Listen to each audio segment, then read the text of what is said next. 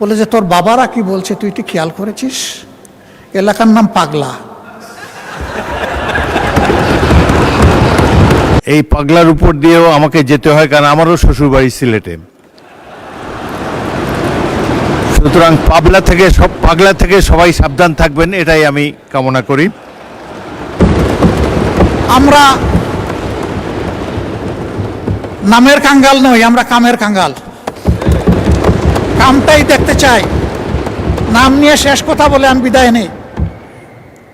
আমি সিলেটের মানুষ, চাকরি করেছি সুনামগঞ্জ, আমার বাড়ি মৌলভীবাজার, বিয়ে করেছি সিলেট জেলায়। 3টা জেলা আমার কাভার হয়েছে। তো সুনামগঞ্জে একটা শিক্ষা প্রতিষ্ঠান স্থানীয় লোকেরা গড়ে তুললেন তাদের নিজের অর্থে এবং পরিশ্রমে।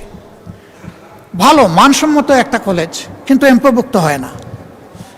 এইটা 96-2001 সালের সরকারের সময়। কোন সরকার ছিল এটা বুঝতেই পারছেন।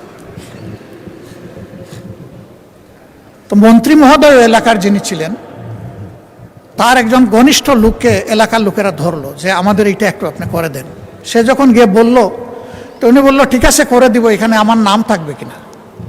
ওই যে তাদের সাথে আলাপ করে দেখে লিডার, আর সে আলাপ করছে, লোকেরা খুব মন খারাপ করছে যে সব কিছু আমরা করলাম, ওনার নামে এখন কলেজ দিয়ে দিব, এটা কোন ধরনের ইনসাফ।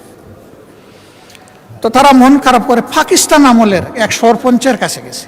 তখন তো আর মেম্বার ছিল না, সরপঞ্চ ছিল। এই বৃদ্ধ লোকের কাছে গিয়ে বলছে যে ঠেকলে নাকি বৃদ্ধের কাছে আসতে হয়, আপনি একটু বুদ্ধি দেন, কি করব। আমাদের যুবকরা শুনে তো খেপে গেছে, বলে যে সারা জীবন আমাদের এমপিভুক্তি হওয়ার দরকার নেই, আমরা এইভাবেই চল।